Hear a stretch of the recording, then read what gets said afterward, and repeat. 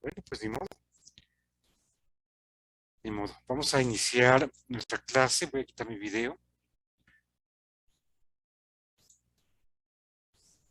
E iniciamos nuestra clase.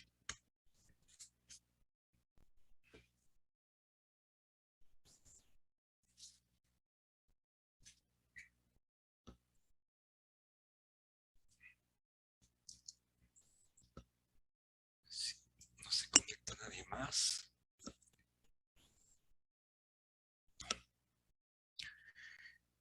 Bueno, voy a hacer un repaso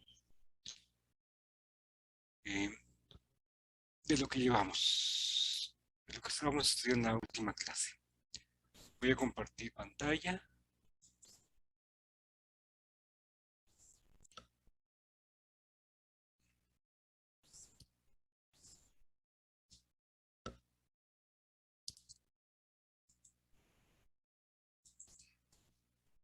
¿Están viendo alguna pantalla? Sí, profe. La pantalla que dice señal compleja, exponencial compleja. Sí. Ok, excelente. Muy bien.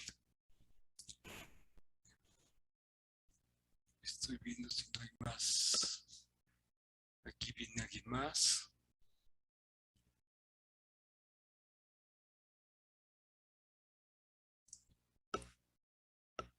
Un momentito, un momentito.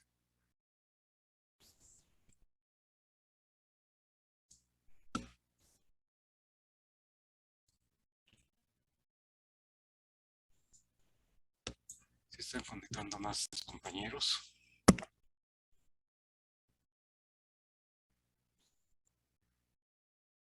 Bueno, voy a iniciar.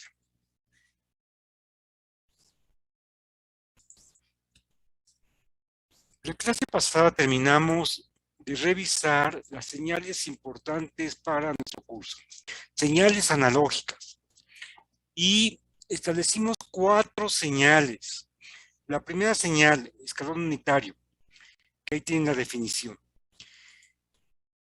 Les dejé una tarea, ya que una de las señales importantes que vimos en la clase pasada es la señal cosenoidal y que ya la recordamos. Tarea, graficar U de t por coseno omega t. ¿De acuerdo?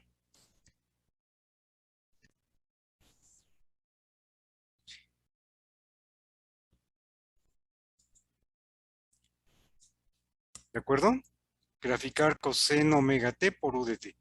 Vamos a pensar, ¿qué sería coseno omega t por U de t? ¿Quién me dice?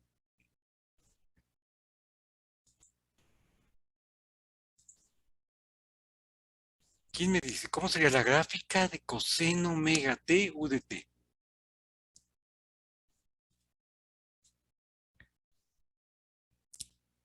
Obviamente la gráfica de, vamos a entender bien, porque sí es importante.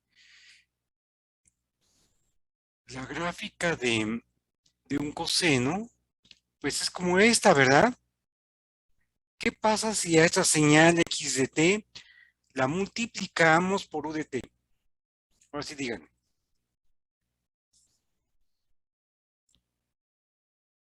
¿Cuál sería la gráfica?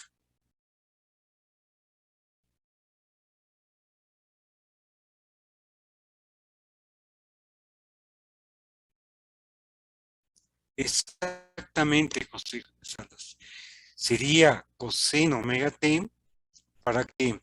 Para t mayor o igual que 0, 0 para t menor que 0. ¿Verdad que sí? Entonces, la señal de t más adelante en nuestro curso, precisamente la vamos a ocupar para trabajar únicamente con señales definidas para tiempos positivos. Esa es la importancia también de UDT. ¿De acuerdo? Excelente. Entonces, señal UDT. Me regreso a mis señales.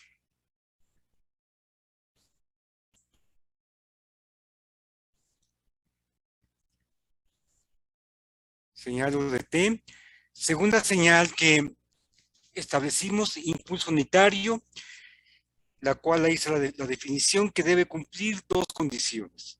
El comentario que quiero hacer es de que delta de 0 no está definido o sea, no es igual a 1. Eso no está definido. Ya lo comentamos.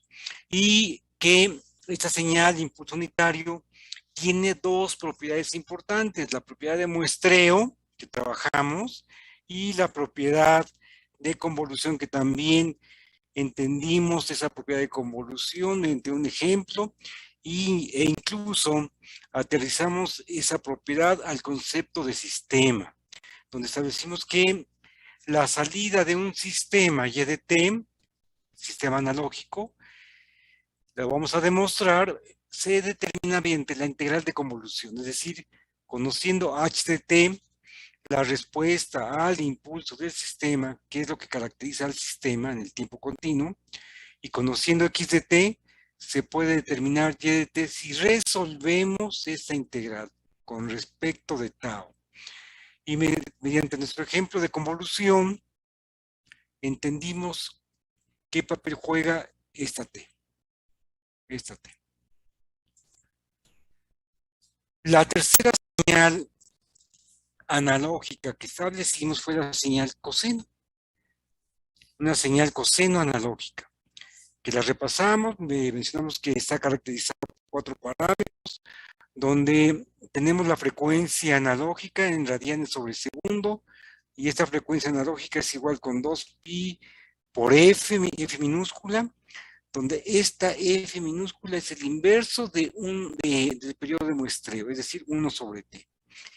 Y esta f está dada en ciclos sobre segundo. Bien. Y esta señal periódica tiene varias propiedades.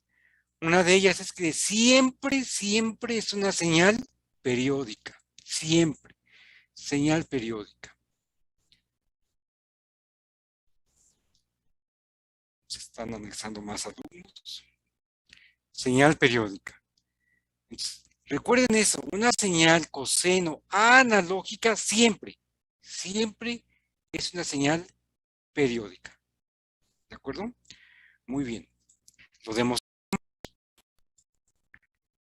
demostramos periodicidad y también comentamos que señales con frecuencia analógica, ¿a qué me refiero? A diferente omega o a diferente t, pues a diferente periodo, generan diferentes señales analógicas.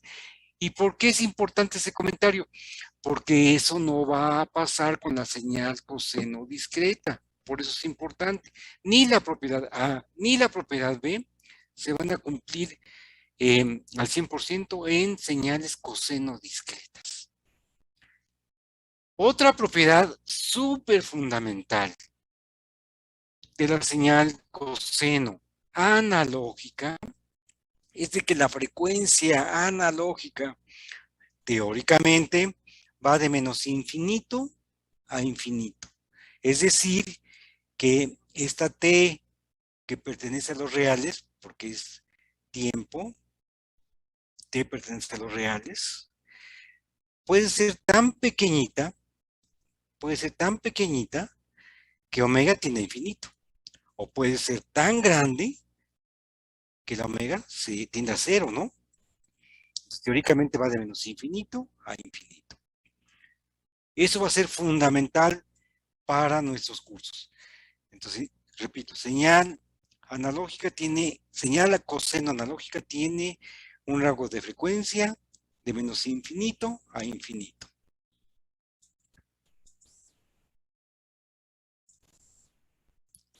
Ok. También revisamos la suma de señales coseno analógicas. Y sumamos dos de ellas. Dos señales coseno. Con frecuencia omega 1 asociado a T1, con frecuencia omega 2 asociado a T2. Y la pregunta fue, si sumamos dos señales que conocemos que son periódicas, cada una de ellas es periódica, El resultado, que es x de t, será una señal periódica, se va a cumplir esto, donde t es diferente de t1 y t2, obviamente. La trabajamos y nos dimos cuenta que no siempre el resultado, es decir, x de t, es una señal periódica. Para que x de t sea una señal periódica hay una condición. La condición es que la división de los periodos sea enteros. El desarrollo teórico está aquí, la justificación está aquí. No es de que nos es un invento lo que estoy diciendo, no, aquí está justificado, ¿de acuerdo? La división de T2 y T1, o T1 y T2, debe ser entero. División de dos enteros. Ok. Que también, en el caso discreto, vamos a ver qué pasa. Ejemplos. Bueno, en nuestro ejemplo A, quedamos que es una señal periódica. ¿Por qué? Porque efectivamente T2 sobre T1 es una división de enteros. El comentario, la observación de este ejemplo es de que hay que eliminar el factor común de esta división, porque si nos piden determinar el periodo fundamental, ese factor común afecta el resultado. Es decir, si T2 entre T1 es 6 cuartos, eliminar el factor común es 3 medios, de tal forma que T es igual a 12. Si no elimino el factor común, me va a quedar T igual con 24. Sí, es correcto en el sentido de que esa señal también se repite cada 24 unidades de tiempos. Eso es cierto. Eso es cierto. Si la grafican o obtienen x de t y x de t más 24, les va a dar el mismo resultado. Sí, también es una señal periódica con periodo 24. Pero no es el periodo fundamental. El periodo fundamental es la t mínima, el valor de tiempo mínimo donde se repite la señal. Ese es el periodo fundamental. Entonces, si nos piden en un examen determinar el periodo fundamental, necesitamos eliminar el factor común de esa división. ¿Se entendió esa parte? ¿Sí? Ok, entonces, recuerden este comentario, periodo fundamental. También hicimos otro ejemplo. Vean, aquí nos queda que la división no es una división de dos enteros. Por lo tanto, no es una señal periódica. Y por lo tanto ya no tiene sentido preguntarnos cuál es el periodo, ¿verdad? Porque no es una señal periódica. ¿Alguna pregunta? ¿No? Muy bien. Déjenme acomodar un poquito mis ventanas.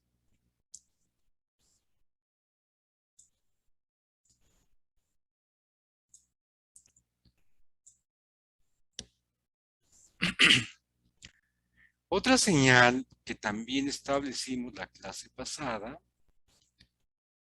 fue la señal exponencial compleja, ¿verdad?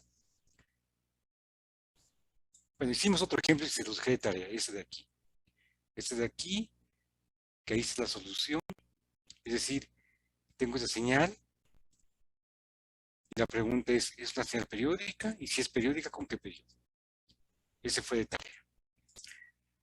Una cuarta señal importante para nuestro curso es la señal exponencial compleja definida de esta forma. X de t es igual con A, una amplitud, por A a la E, J omega t, donde omega es la frecuencia analógica que pertenece a los reales, t, el tiempo continuo, que también pertenece a los reales.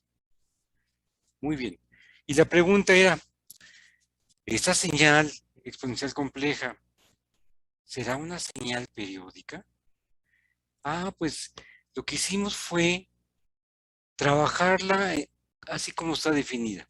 La pude haber trabajado usando Euler, aquí está, x de t es igual con esta forma de escribirla, o esta forma es la forma polar o la forma rectangular, ¿de acuerdo? Puedo trabajar sobre la forma rectangular y demostrar si x de t es igual con x de t más t mayúscula. Yo lo hice trabajando en la forma polar, de esta forma, y demostramos que la señal exponencial compleja también es una señal periódica, porque se repite cada t mayúscula unidades de tiempo. ¿Alguna pregunta de nuestras señales importantes? ¿No? Ok. Voy a abrir la otra presentación.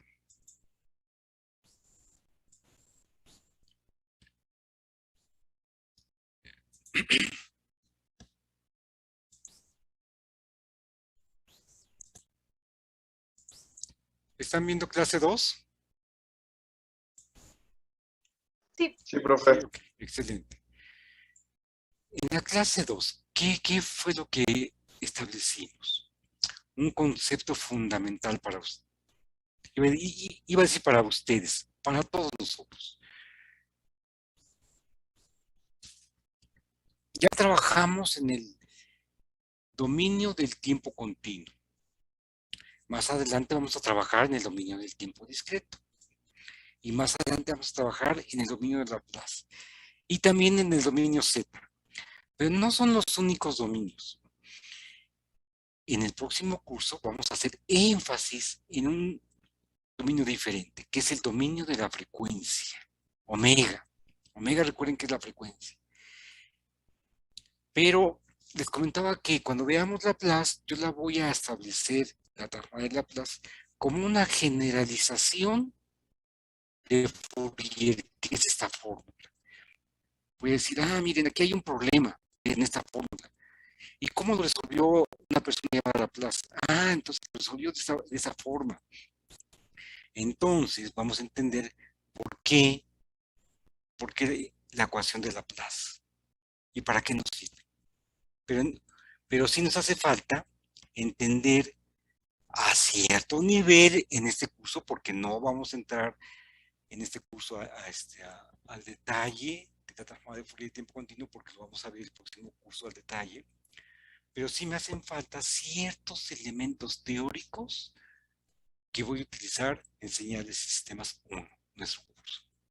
Ok, les comentaba la clase pasada que la transformada de Fourier de tiempo continuo es esa integral, vean. Y aquí la importancia de esta exponencial compleja, ¿verdad? Vamos a entender bien esta ecuación. Ok, esta ecuación, ¿qué nos dice? Si tenemos una señal en el tiempo continuo x de t y hacemos esa integral con respecto del tiempo, pues nos va a quedar algo en función de omega. Ya el tiempo ya no va a estar presente. Va a quedar en función de omega, porque estamos integrando con respecto del tiempo. Ahora vamos a entender qué significa esa ecuación. Esta exponencial compleja, como lo vimos la clase pasada por Euler, se descompone en coseno y seno, ¿verdad? Coseno de omega t menos j veces seno omega t. ¿De acuerdo? Ok. Entonces, dado que omega pertenece a los reales, esta exponencial compleja tiene todas las frecuencias, omega pertenece a los reales. Lo que está haciendo esta integral completa es de todas las frecuencias presentes aquí, dada esa señal x de t, vamos a seleccionar algunas de ellas que son representativas de la señal x de t. Es decir, aquí tenemos todas, pero al multiplicar por x de t y hacer la integral, nos quedamos únicamente con las asociadas con la señal de x de t. Por eso esta x de omega, como lo establecimos la clase pasada, y ahorita lo voy a volver a repetir, la x de omega, la transformada de Fourier de tiempo continuo, nos da información de las frecuencias por las cuales está constituida la señal x de t. Si le cambio esta señal x de t, Fourier me dice, ahora como cambiaste de señal de corazón a señal de músculo, ahora las frecuencias de la señal de músculo son estas. ¿De acuerdo? Esa es la información que nos da Fourier. Muy bien. También les comentaba que esa transformada de Fourier de tiempo continuo, que nos lleva de x de t a x de omega o x de j omega, es una transformación bidireccional. ¿Qué significa esto? Que a partir de la frecuencia x de j omega o de x de omega, nos podemos regresar al tiempo continuo. Esto vamos a hacer más a detalle en el próximo curso. También comentario. Dado esta representación de x de j omega, que sería la representación rectangular con parte real y parte imaginaria, ya que es una representación compleja, esa representación compleja se puede escribir con magnitud y con fase. Pues el próximo curso vamos hasta el cansancio a usar la gráfica de la magnitud de x de j omega y la fase de j omega. Porque la fase de x de j omega. ¿Por qué? Porque en el diseño de filtros digitales y analógicos, en este caso, lo que nos interesa es cómo se comporta la magnitud de la transformada de Fourier de tiempo continuo, que es x de j omega, y su fase. Esto es lo que vamos a diseñar en filtrado analógico. Nuestro sistema que va a ser representado en magnitud y en fase en el dominio de la frecuencia. Entonces, por eso el próximo curso nos metemos a detalle a entender y a graficar esta transformada de Fourier de tiempo continuo de un sistema analógico. ¿De acuerdo? Por eso es muy importante. A este nivel nos quedamos con entender qué nos da Fourier. Lo voy a poder repetir rápidamente. Interpretación de lo que es Fourier. Para darnos una idea de lo que estamos obteniendo con Fourier, la clase pasada consideramos que x de t es x de t, que estoy transformando, es una delta de t. ¿Qué pasa si x de t es igual con delta de t? Es un caso específico, ¿verdad? Otro caso sería x de t es igual con señal de corazón en el tiempo continuo, señal de músculo en el tiempo continuo. O sea, x de t igual con delta de t es un caso específico. Bueno, ¿qué pasa cuando x de t igual con delta de t? Delta de t es una señal tan sencilla como es la gráfica en el dominio del tiempo continuo, ¿verdad? Solamente un impulso para t igual a 0. No quiere decir que x de 0 sea igual a 1, no. El área con la curva, esto lo entendemos. La gráfica es de esa forma, ¿no? Algo tan sencillo. ¿Cómo se ve en la frecuencia? Pues ya que conocemos las propiedades del impulso unitario, resolvimos esta integral. Vean la importancia de saber cómo se resuelve ese tipo de integral. ¿De acuerdo? Esto es muy importante porque con base a lo que establecimos como propiedad de muestreo y de convolución del impulso unitario, ahora estamos en posibilidad de resolver esa integral sin mayor problema. Y entendimos que ahora esta señal delta de t en el tiempo continuo en la frecuencia es igual a 1. ¿Qué significa? Pues que x de j omega es igual a 1. Que si le damos valores a omega, siempre va a ser igual a 1. En esta descripción general, si a la magnitud la evaluamos en diferentes omega, nos va a ir dando diferentes valores, ¿verdad? ¿Se entiende? También la fase, vean, aquí depende de omega. Si damos diferentes valores de omega, pues le va a ir generando diferentes valores de fase. Para este caso particular, x de t igual con delta de t, no. X de j omega siempre es igual a 1. Y también comentamos la clase pasada que, por lo tanto, la magnitud es igual a 1. Es decir, esta magnitud de x de j omega es igual a 1. Es decir, no depende de la frecuencia. Para toda frecuencia, es igual a 1. Es igual a 1. También les comenté en la clase pasada que en general la transformada de Fourier de tiempo continuo es una transformación compleja. Sí, aquí sale de esa exponencial compleja, sí, de ahí sale, ¿sí? Y que en general da parte real y da parte imaginaria. En este caso particular de x de t igual con delta de t, no da parte imaginaria. Espero que recuerden por qué. Lo comenté en la clase pasada. No lo voy a volver a decir en este momento. Yo espero que sí recuerden por qué en este ejemplo no tengo parte imaginaria. ¿De acuerdo? Ok. Ahora, la importancia de este ejemplo es que nos llegamos al siguiente resultado. Delta de t en el dominio del tiempo continuo. Eso es dominio del tiempo continuo.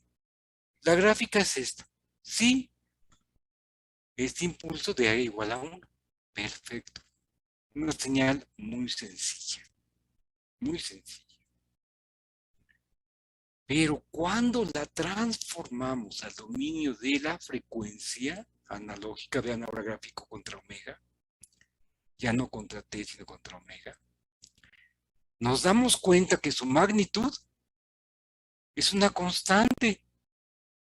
¿Y cuál es la interpretación de esa gráfica? La interpretación es que esa señal delta de t contiene todas las frecuencias, todas. Y entonces ya podemos enlazar la siguiente idea. ¿Qué pasa si ahora a un sistema de tiempo continuo le conectamos una delta de t como señal de entrada? La señal de entrada es una delta de t. Pues va a ser lo siguiente. El sistema me va a transformar una señal que contiene todas las frecuencias. ¿Y cómo va a ser el resultado? Lo vamos a ver un poquito más adelante, pero por eso un sistema está caracterizado por la HDT. ¿Y recuerdan cómo se llama HDT? Respuesta al impulso. Quiere decir que la señal de entrada es precisamente esta y que estamos evaluando el comportamiento del sistema ante una señal que contiene todas las frecuencias. Vean qué bonito. Todo tiene su porqué. Entonces un sistema tiene un HDT que se llama respuesta al impulso porque estamos conectándole como señal de entrada una delta de t que tiene todas las frecuencias. Y esa señal que contiene todas las frecuencias nos va a permitir caracterizar a nuestro sistema, es decir, nos va a permitir conocer o diseñar cómo se comporta nuestro sistema. Eso es bien importante para ustedes. ¿De acuerdo? ¿Se entiende la idea? Y poco a poco vamos a ir elaborando más y más y más y más y más. ¿De acuerdo? Pero que vayan quedando lo que voy diciendo, los conceptos claros. ¿De acuerdo? Y si hay duda, me dicen y podemos abundar en información o presentarla de otra forma. Muy bien. Por eso, mis cursos siempre son diferentes. Eh, yo no preparo la clase en el sentido de voy a decir esto, esto y esto y esto. Depende del grupo, depende de las dudas. Yo voy dando la clase, ¿de acuerdo? Entonces, pues la pantalla puede ser igual, el material que está en la pantalla puede ser igual, pero casi siempre lo presento de forma diferente.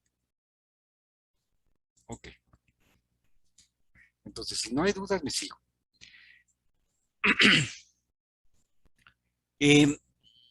Ya entendimos cuando x de t igual con delta de t.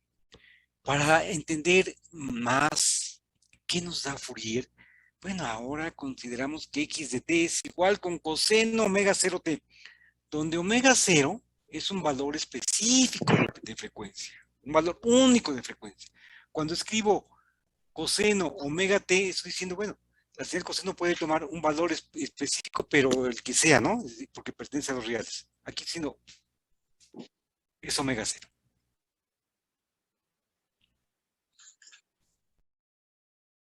¿De acuerdo? ¿Vamos bien? De repente hago una pausa porque verifico que no existen algunos desconectados, ¿de acuerdo? No es porque ya me perdí o lo que sea, no. Estoy verificando que no existen algunos desconectados. Muy bien. ¿Cómo obtenemos la transformada de Fourier de tiempo continuo de esa señal coseno de frecuencia omega 0? Lo que hice fue seguir el siguiente procedimiento. Se puede demostrar de diferentes formas, y en sistemas 2 lo vamos a demostrar de diferente forma. Pero aquí partí de lo siguiente. Voy a suponer que tengo una x de j omega igual a 2pi delta, una delta de omega menos omega 0. Que como les comenté en la clase pasada, ¿cómo interpretamos ahora delta de omega menos omega 0? Pues es un impulso, pero ahora en el dominio de la frecuencia, recorrido a la frecuencia omega 0. No nos debe crear problemas que ahora esté definido este impulso en la frecuencia. ¿De acuerdo? Ok. Como hay una fórmula de inversión de Fourier, es decir, ahora voy a ir de la frecuencia al tiempo, aquí está, es 1 sobre 2pi, y vean, ahora la integral va con respecto de omega, no con respecto de t. Si integramos con respecto de omega, el resultado va a quedar en función de t nada más, ya no de omega. Por eso esta integral me lleva del dominio de la frecuencia al dominio del tiempo. Nunca hay que mezclar dominio del tiempo y dominio de la frecuencia. Por ejemplo, en los exámenes a veces escriben x de j omega es igual con 2 pi delta de omega menos omega 0 más coseno omega 0 t. No, ahí están mezclando tiempo continuo con frecuencia. Aquí en esta ecuación no estoy mezclando frecuencia con tiempo, no. Lo que pasa es que al hacer la integral, con respecto a omega, me queda en función de tiempo. O sea, del lado izquierdo tengo tiempo y del lado derecho tengo tiempo. No estoy mezclando cosas. ¿De acuerdo? Así como con esta integral, con esta de aquí, que va con respecto del tiempo, no estamos mezclando información del dominio de la frecuencia y tiempo continuo en el sentido de que estoy igualándolos. No. Lo que pasa es que del lado derecho integro con respecto del tiempo y del lado derecho me queda algo en función de omega. ¿Se entiende? Ok. Esto es muy importante porque, insisto, los exámenes combinan frecuencia y tiempo. Eso no se puede hacer. De entrada está mal. Eso no se puede hacer. ¿Estoy en el dominio del tiempo o estoy en el dominio de la frecuencia? Muy bien. Entonces, resolviendo para esta ecuación, es decir, si tengo 2pi delta de omega menos omega 0, la señal x de t asociada es e a la j omega 0t. ¿Y por qué lo hice? Porque aquí tengo esta exponencial y aquí en x de t, que está asociada con el coseno, tengo esta misma exponencial, ¿verdad? Entonces ya puedo saber cuál es la transformada de Fourier de x de t. ¿Cuál sería? Un medio, síganme aquí, un medio por la transformada de Fourier de esta exponencial, que es esta de aquí. Pero esta, pues va a ser esta de aquí, ¿no? Entonces va a ser un medio por 2pi delta de omega menos omega 0. Primer sumando. ¿Me siguieron? ¿Quieren que lo repita otra vez? Otra vez. Avísenme, con toda confianza. Ok. ¿Ese resultado se entiende? ¿Todos? Ok. Mi problema, o nuestro problema es encontrar la transformada de Fourier de esta señal. Donde esta señal, utilizando Euler, la voy a escribir de esa forma. ¿Sí? Ok. Entonces vean esta ecuación y compárenla con lo que acabo de obtener. Tengo aquí exponencial de o sea, e a la j omega 0t y aquí también igual. Quiere decir que la transformada de Fourier de esta exponencial, pues es 2pi delta de omega menos omega 0. ¿Se entiende? Si nosotros vamos ahora del tiempo continuo a la frecuencia, tendría que llegar a este resultado. Transformada de Fourier de esa exponencial es 2pi delta de omega menos omega 0. De tal forma que si ahora la pregunta es, ¿cuál es la transformada de Fourier de la señal coseno omega 0t? Pues la aplicamos directamente. Primero sumando, transformada de Fourier de un medio de esta exponencial. Pues es un medio por 2pi delta de omega menos omega 0. El segundo sumando, nada más tiene signo cambiado esa exponencial. ¿Qué va a pasar si lo resuelvo de forma similar a lo que estoy marcando? Pues voy a obtener que x de t es igual con e a la menos j omega 0t y aquí signo positivo.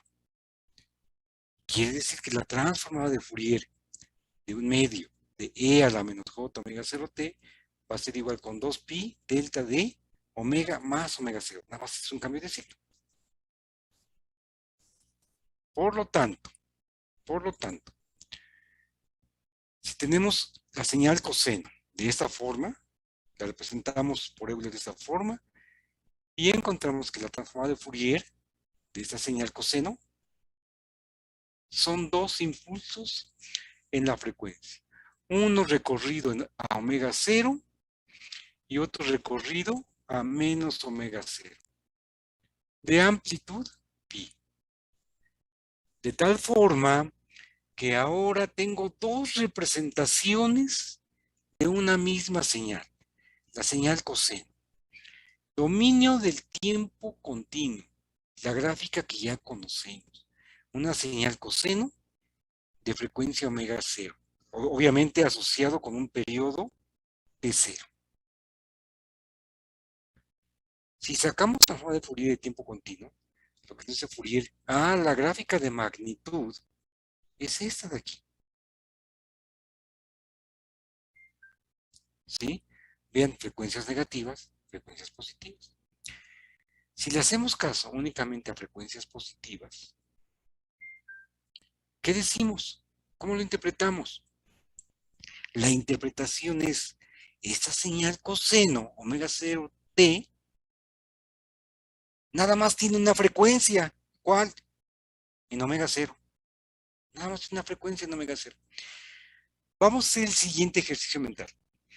Vamos a generar x de t igual con coseno omega 0t más coseno omega 1t, donde omega 1 mayor que omega 0. ¿Cuál es la gráfica en la frecuencia?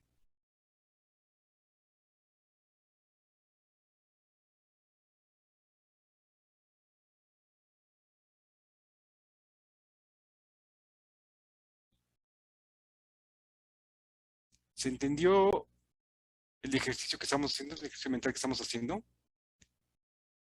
Díganme cuál es la gráfica en la frecuencia.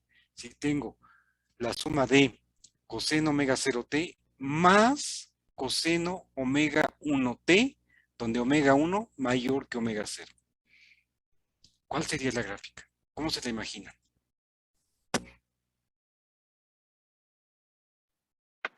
Podría quedar casi igual que esa, pero en lugar de omega 0 y menos omega 0, poner omega 1 y menos omega 1. O sea, ¿eliminas omega 0, Rodolfo? Pues que están sumando. Están sumando.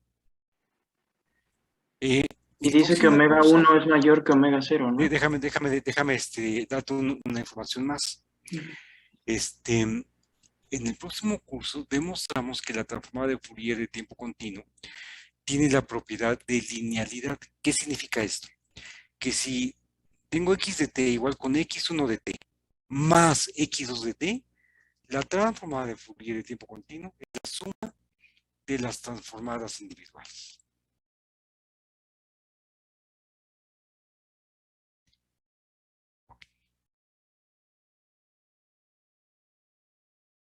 Les comento el resultado.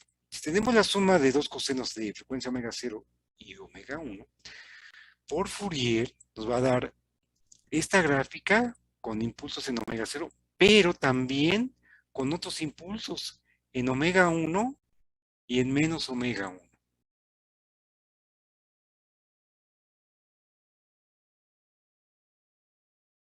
¿Sí? Esa va a ser la gráfica. Y si le sumo otro señal de coseno, más coseno de omega 2 de t, pues ahora vamos a tener tres impulsos en omega 0, omega 1, omega 2, positivos, ¿no? Y si le sigo sumando más cosenos, pues más impulsos. Ah, pues resulta ser que Fourier precisamente eso fue lo que demostró. Cualquier señal se puede representar como la suma de cosenos. Una señal de corazón se puede representar como la suma de cosenos. Y entonces, ¿qué significa obtener la transforma de Fourier de la señal x de t? Pues que estamos extrayendo información de las frecuencias que constituyen a la señal x de t. Me está diciendo Fourier, tu señal tiene tantas frecuencias y están ubicadas en tal lugar. Eso es la importancia de Fourier. Por eso la observación es, la transformada de Fourier de tiempo continuo proporciona información de las frecuencias que constituyen una señal. Vamos a darle la interpretación práctica. Con lo que acabo de decir, imagínense que esta x de t, x1 de t, es una señal de corazón de un sujeto sano. Obtenemos Fourier. Nos da una distribución en la frecuencia de impulsos. ¿Sí? La que sea. X2 de t es una señal de corazón de un sujeto enfermo. Tiene alguna cardiopatía. Le aplicamos Fourier. Ah, pues va a ser otra distribución de frecuencias. Y uno ya puede decir, si son diferentes distribuciones, ¿por qué no ocupo esas diferentes distribuciones para poder distinguir entre un sujeto sano y un sujeto enfermo? ¿Ven la importancia? No es la única técnica para hacer lo que estoy diciendo de discriminar entre sujeto sano y sujeto enfermo. Hay muchas técnicas. Un ejemplo de cómo podríamos aplicar Fourier en un caso como el que estoy diciendo. ¿Se dan cuenta de la importancia? ¿Se dan cuenta de qué tan útil es Fourier? Entre otras cosas, para discriminar, para decir, si un sujeto sano y un sujeto enfermo se comportan diferente, incluso a la frecuencia tal. Qué interesante.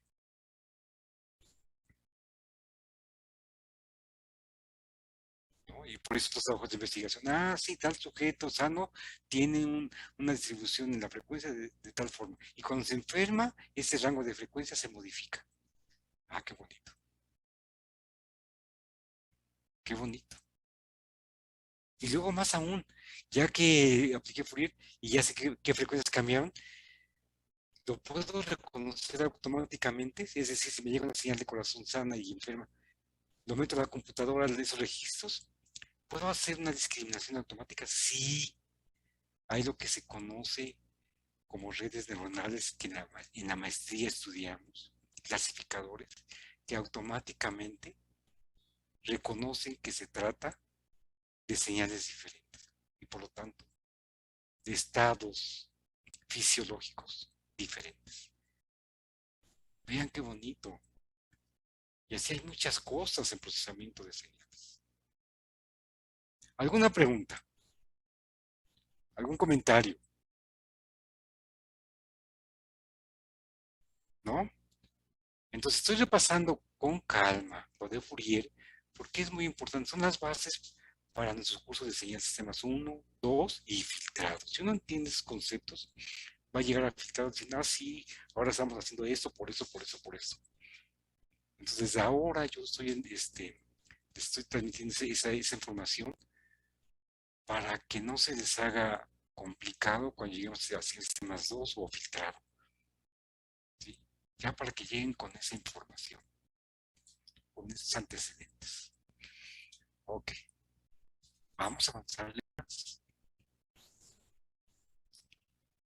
¿Qué voy a hacer ahora? Señales importantes. Ahora voy a pasar al dominio del tiempo discreto. Ya con esto establecí la importancia de Fourier a cierto nivel, Insisto, vamos a enfatizarlo más, vamos a profundizar más, bastante más, sobre Fourier el próximo curso. Pero van a ver que lo que acabo de decir me va a permitir establecer transformada de Laplace para nuestro curso. Ok, dejamos un ratito, no mucho. Fourier al ratito lo ocupamos, tal vez la clase pasada la que sigue. Pero ahora nos vamos con señales importantes en el dominio del tiempo discreto. ¿Mi pantalla se ve bien? ¿Pregunta? ¿Sí? Okay. Sí, profesor. Muy bien. Vamos a entender cómo generamos una señal discreta. Vamos a leer lo que dice ahí. Una señal discreta se puede obtener a partir de una señal analógica de la siguiente forma. Ya establecimos en clases anteriores que, por ejemplo, la señal de corazón es una señal analógica que siempre está presente, siempre existe, ¿verdad? Siempre existe. Y entonces, a partir de esa señal analógica, ¿cómo generamos su versión discreta? De la siguiente forma. Vean, esta curva en negro es x de t, señal analógica, que está contra el tiempo continuo. ¿Sí?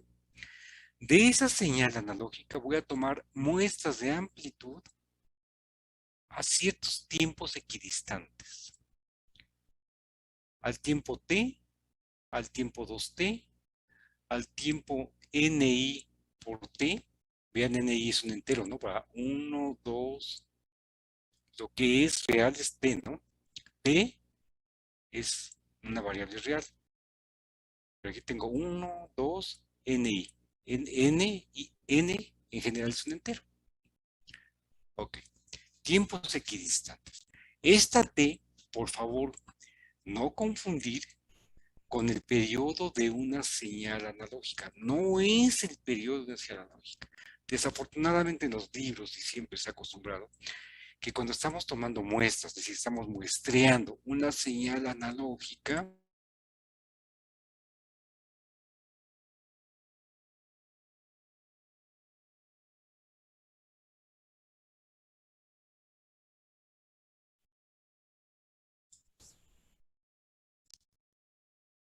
¿ya me escuchan otra vez? Se me desconectó voy a volver a repetir, se desconectó mi Zoom, un momentito. Entonces estaba diciendo que no confundir esta T mayúscula con el periodo de una señal cosenoidal, o en general de una señal periódica. Esta T mayúscula es el tiempo al cual tomamos muestras, ¿sí? Al tiempo T, al tiempo 2T, etc. Y que se va a llamar periodo de muestreo. Periodo de muestreo. Esa T mayúscula. Entonces, una señal discreta, ¿cómo se obtiene? Muestreando uniformemente, es decir, a tiempos equidistantes, al tiempo t, 2t, 3t, n y t, una señal analógica. Y en consecuencia puedo escribir que x de n,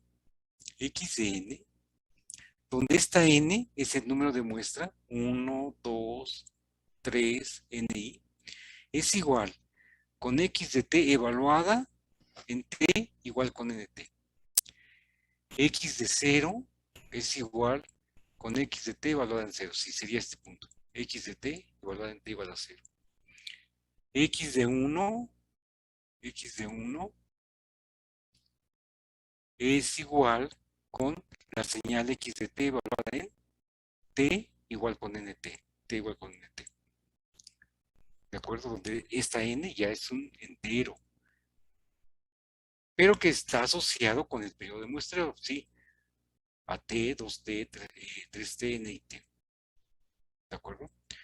Vean, pasé de paréntesis redondos a paréntesis cuadrados para denotar una señal de tiempo discreto. Y n pertenece a los enteros. N pertenece a los enteros. ¿De acuerdo? Esa es la forma de pasar de una señal de tiempo continuo a una señal de tiempo discreto. Ahora me quedo únicamente con estas muestras de mi señal. Imagínense que esa señal x de t mediante esta curva en negro es una señal de corazón, como la que ya vimos. Bueno, entonces, ¿qué significa? Pues que hay que tomar muestras de esa señal de corazón de forma adecuada para que esta x de n generada de esta forma sea una representación fiel, correcta, de mi señal analógica. ¿Qué quiere decir? Que no se pierde información, que al quedarme con muestras, yo no pierda información de esa señal de tiempo continuo. Señal de corazón, yo no quiero perder información de la señal de corazón. Entonces, el teorema de muestreo, es decir, ¿qué te ocupamos? Es lo que nos dice el teorema de muestreo. ¿Qué te ocupamos? Si lo seleccionamos adecuadamente, el teorema de muestreo nos dice, dado esta condición de teorema de muestreo, la representación de x de t en muestras es una representación correcta. También material de señal de sistemas 2. A este nivel únicamente me voy a quedar con la idea de que una señal discreta se puede obtener mediante muestras equidistantes de una señal analógica. ¿Por qué me quedo más a este nivel?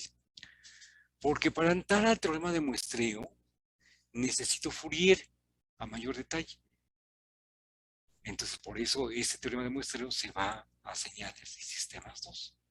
Ahí justificamos plenamente lo que estoy diciendo. Cómo seleccionar adecuadamente este parámetro t para no perder información de la señal de tiempo continuo. ¿De acuerdo? Ok. Algo que ya vieron con Sonia.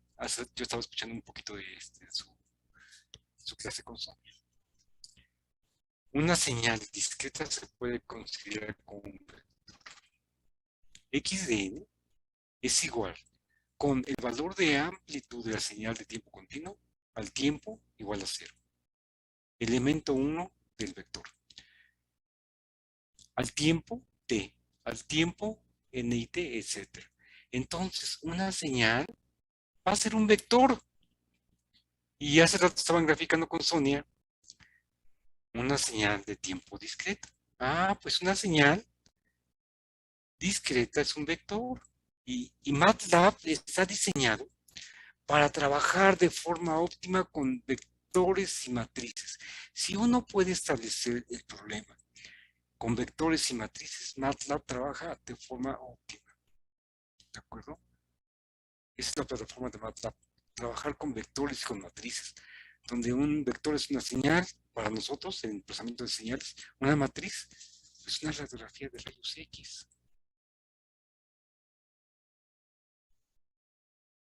¿De acuerdo? ¿Y en qué consiste el procesamiento de señales? Por ejemplo, si ese vector lo metemos a un sistema, lo que quiero es modificar los valores de mi vector, transformarlos para que la salida me dé lo que yo quiero, lo que necesito. Muy bien. ¿Alguna pregunta de cómo pasar de una señal analógica a una señal discreta? Nada más un comentario. Tomamos muestras, ¿sí? Y generamos x de n, donde esta n está asociado con estos valores de 1, 2, ni, etc. Obviamente que para n igual a 1 está asociado con t, ¿no? Si yo conozco el valor de t, yo pues ya x de 1 corresponde a tantos segundos por la señal analógica, ¿verdad? ¿De acuerdo? Sí hay una asociación, obviamente, pero esta n es entera, es el factor que está multiplicando a t. Ese es el número de muestra que vamos a trabajar. Muestra 0, muestra 1, muestra 2, muestra ni. Es decir, quito la dependencia de t y me quedo únicamente con el valor de muestra. Muestra 0, muestra 1, muestra 2, muestra 3. ¿De acuerdo? Ok. Ejemplo.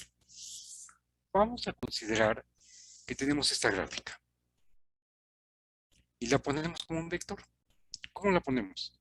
X de n es igual con puntos suspensivos, estos de aquí, amplitud 2, amplitud 1.6, amplitud 1.5, 1.2, 1.7, puntos suspensivos y sigue, amplitud 1, sigue, de tal forma que esta muestra que tiene amplitud 2 y que es esta de aquí corresponde a n igual con menos 2.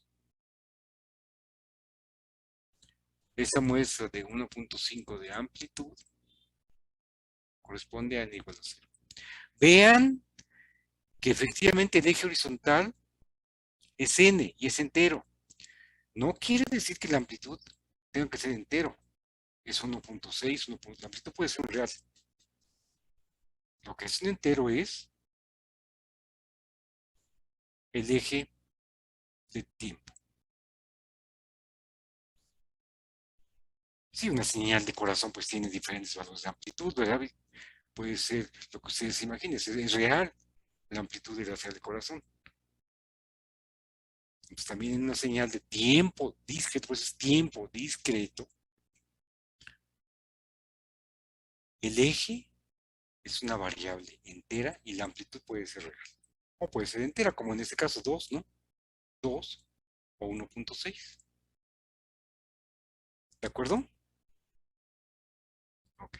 Entonces aquí está en forma de vector. Obviamente que da esta xn podemos generar en MATLAB y ya lo pueden hacer con lo que vieron con Sonia, graficar esa señal y obtener esta gráfica. Ya lo pueden hacer. Practíquenlo. Obtener esta gráfica en MATLAB. ¿De acuerdo? Ok. Observaciones de lo que acabamos de decir. El parámetro t es el periodo de muestreo. Periodo de muestreo. El inverso de t, 1 sobre t, se le conoce como la frecuencia de muestreo. ¿Qué tan frecuentemente está uno muestreando? ¿De acuerdo? Y vean lo que dice. Si t se selecciona adecuadamente, entonces x de n es una representación fiel. ¿En qué sentido que es una representación en la cual no se pierde información de la señal analógica de x de t? ¿No? En ese sentido. No perdemos información de la señal del corazón al muestrearla, ¿no? Pues no queremos perder que el sujeto tiene una deformación en el segmento T, por ejemplo, ¿no? No queremos perder esa información. ¿De acuerdo? Entonces hay que seleccionar adecuadamente este parámetro T que corresponde al periodo de muestreo y que es el inverso de la frecuencia de muestreo. Muy bien. Es decir, a partir de esta señal de corazón podemos generar la señal de tiempo discreto seleccionando adecuadamente el periodo de muestreo. Excelente. ¿Alguna pregunta? ¿No? Bien.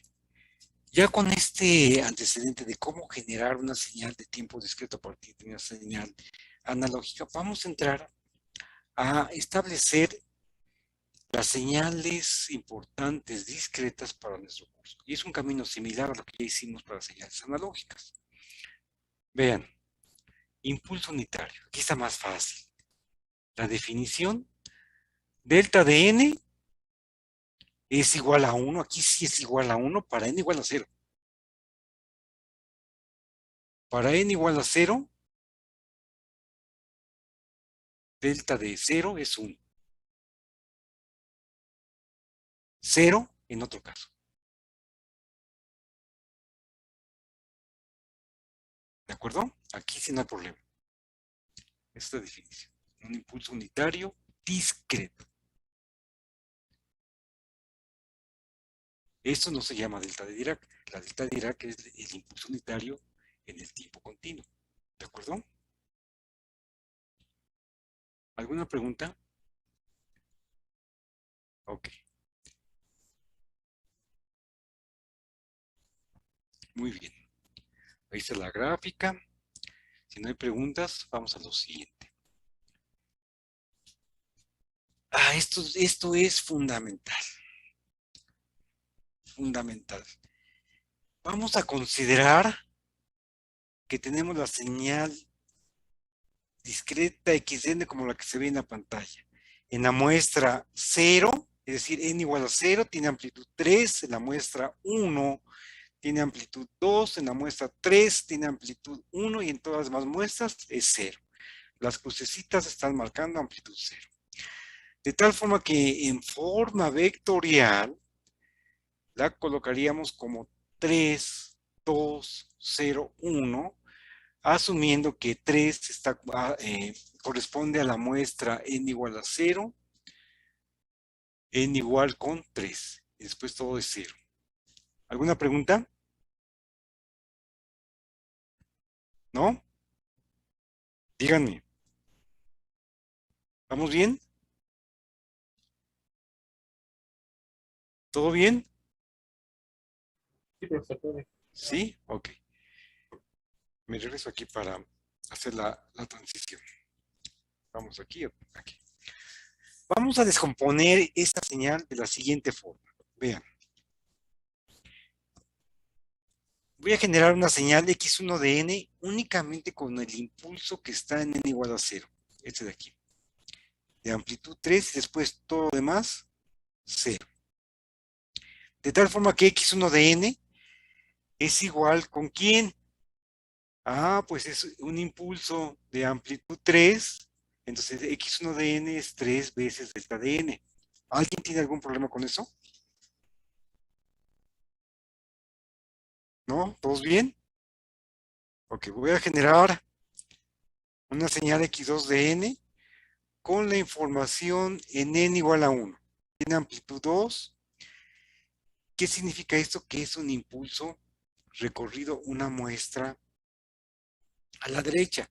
Aquí ya no hice ejemplos de impulsos recorridos. Háganlo ustedes, comprueben que efectivamente delta de n menos 1 no es otra cosa que delta de n recorrido una muestra hacia la derecha.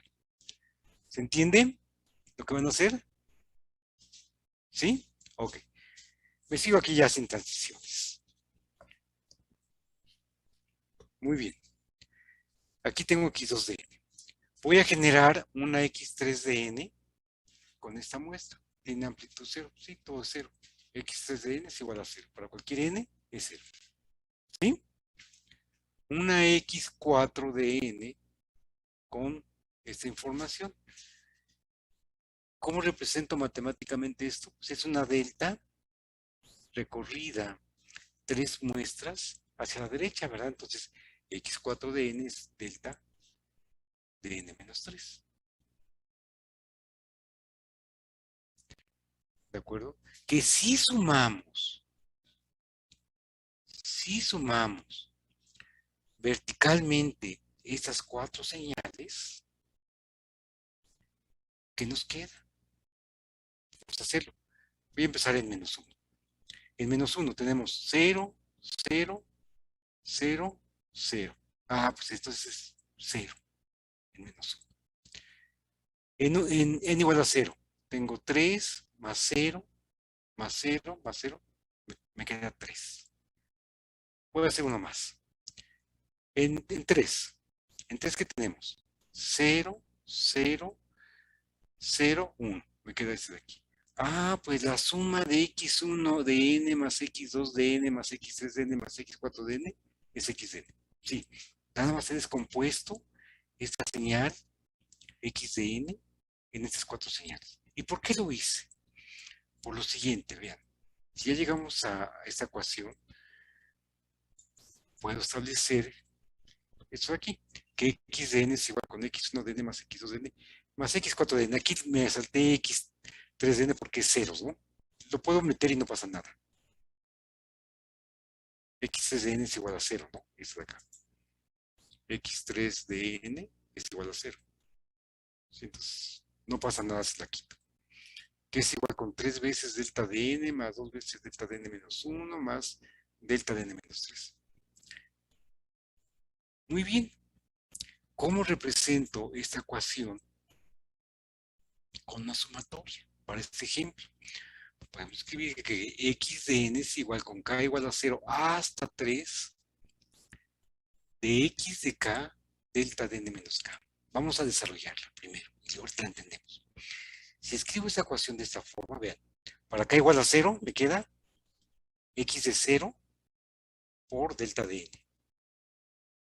Más, para k igual a 1, x de 1 delta de n menos 1. Más, para k igual a 2, x de 2 delta de n menos 2. Más, ¿quién? Para k igual a 3, x de 3 igual con delta de n menos 3. ¿De acuerdo? Muy bien. Vean, vamos comprobando. ¿Quién es x de 0? Me regreso a mi gráfica. ¿Quién es x de 0? 3, ¿no? X de 0 es la amplitud de mi señal x de n evaluada en n igual a 0. ¿Están de acuerdo? Lo vuelvo a decir. X de 0 es la amplitud de mi señal x de n evaluada en n igual a 0, que es 3. Sí. Entonces x de 0 vale 3. 3 por delta de n. ¿Quién es x de 1? X de 1 es la amplitud de mi señal x de n evaluada en n igual a 1, que es 2. ¿Quién es x de 2? X de 2 es la amplitud de x de n evaluada en n igual a 2, que es 0. Entonces me da, este es 0. Y finalmente me da x de 3 delta de n menos 3. ¿Qué es esto de aquí? No, porque x de 3, si lo hacen, como lo estoy haciendo, es igual a 1. Ah, pues efectivamente, esta ecuación que está aquí la puedo escribir como esa sumatoria. Donde hay que identificar bien, ese es el momento para hacerlo. ¿Quién es x de k? Porque vean, aquí tengo x de n y esa sumatoria no va, atención, porque cuando hacen sus exámenes, aquí le ponen n en lugar de k. No, no va sobre n. Si le ponemos aquí n, está equivocado. Es un error. Va sobre k, esa sumatoria. La n está aquí. Para cada valor de n, tengo que hacer esa sumatoria. Para cada valor de n, tengo que hacer esa sumatoria. ¿Sí? Vamos a hacerlo, eso es bien interesante. Ahorita me sigo con lo que estaba diciendo, pero lo que estoy diciendo ahorita es, para cada valor de n, tengo que realizar esa sumatoria. Vamos a hacerlo. ¿Cuánto vale x de 0? ¿Cómo resolvemos esa sumatoria? Pues sabemos que esta delta de n menos k va a ser igual a 1 cuando n igual a k. ¿Están de acuerdo? Cuando n igual a k. Cuando n diferente de k, delta de n menos k es 0. ¿Sí? ¿Se entiende esa parte?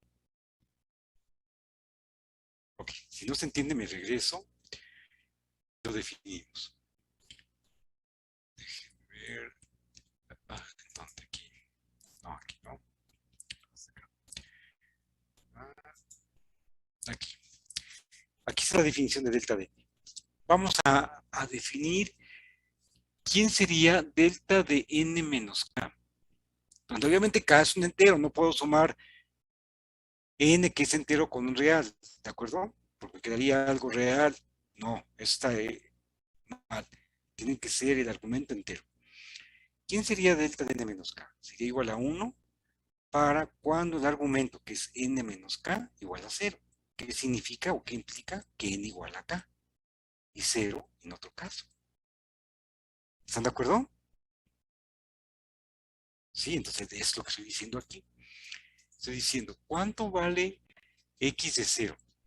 Y lo que estaba comentando es de que para cada valor de n tengo que hacer esa sumatoria. Para cada valor. X de 0, ¿cuánto vale? Ah, pues es x de k, la sumatoria va sobre k, delta de 0 menos k. Vean, la sumatoria va desde k igual a 0 hasta 3. ¿Qué valor me interesa de esta sumatoria?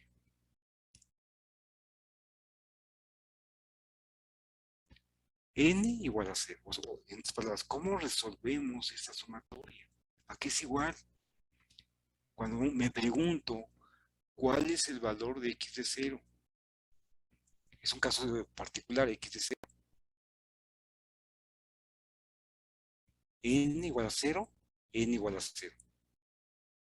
Aquí me queda delta de 0 menos k. La sumatoria va sobre k. ¿Qué valor me interesa? Pues solamente cuando k igual a 0, ¿no? Porque cuando k igual a 0 me queda delta de 0. Y eso es 1. Cuando k diferente de 0, esa delta es 0. Entonces la sumatoria es 0. El único valor que me interesa en general de esa sumatoria es cuando k igual a n. Cuando k igual a n. Si n igual a 0, me interesa k igual a 0. Si k igual a 0, vean, me queda únicamente x de 0. Entonces x de 0 es igual con x de 0. Sí, es lo que ando buscando. Para x de 1, pues únicamente me queda que x de 1. ¿Sí? Okay. Piensen en esa parte. Muy bien. ¿Alguna pregunta de este paso para acá? Para terminar esta clase, y la próxima clase lo retomamos. Si observamos esta ecuación a la que llegamos como en esa sumatoria, nos damos cuenta que esta señal de esta x de n, la podemos representar de esta forma, como impulsos recorridos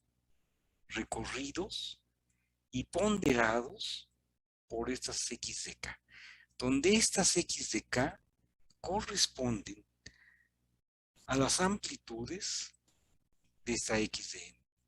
Es decir, estas x de k son constantes. Estas x de k son constantes.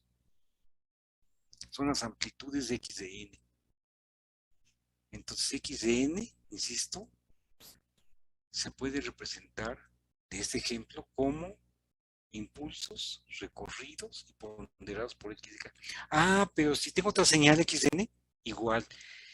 Y entonces la importancia del impulso, y esa va a ser una ecuación fundamental para nosotros, la importancia del impulso unitario es de que cualquier x de n, señal de corazón discreta, cualquier señal discreta se puede representar como la sumatoria, vean, k igual a menos infinito a infinito, de x de k delta de n menos k, como la sumatoria de impulsos recorridos y ponderados por estas constantes, donde esta k en general va de menos infinito a infinito. En nuestro ejemplo fue únicamente de 0 a 3.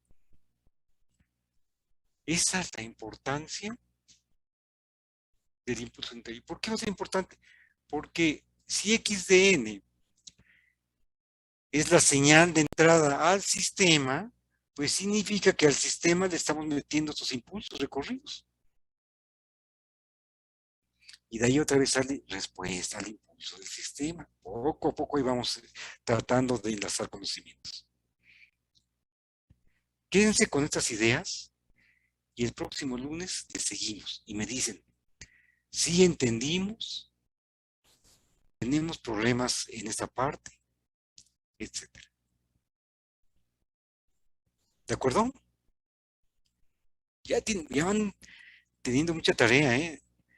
Tarea no es únicamente ejercicios del 1 al 10 del libro de texto, no, es entender todos los conceptos teóricos que vamos desarrollando. Esa es la tarea principal en este curso. ¿Y por qué lo digo? Porque el alumno dice, es que no me están dejando tarea. Tienen mucha tarea. Sí dejo tareas muy específicas. Resolver estos ejemplos, sí. Pero para mí la tarea importante es de que ustedes revisen todo el material y se entienda, que lo entiendan. Que si alguien les dice, ¿qué están estudiando? Señales y sistemas. ¿Y qué parte de señales y sistemas uno están estudiando? Ah, pues estamos estudiando el impulso unitario. ¿Y por qué lo estás estudiando? Le pueden decir, porque es importante por eso y por eso. Ese es lo interesante de esos cursos. ¿Sí? ¿De acuerdo? Entonces, sí, para mí ya tienen mucha tarea ustedes hasta este momento. Nos vemos el próximo lunes.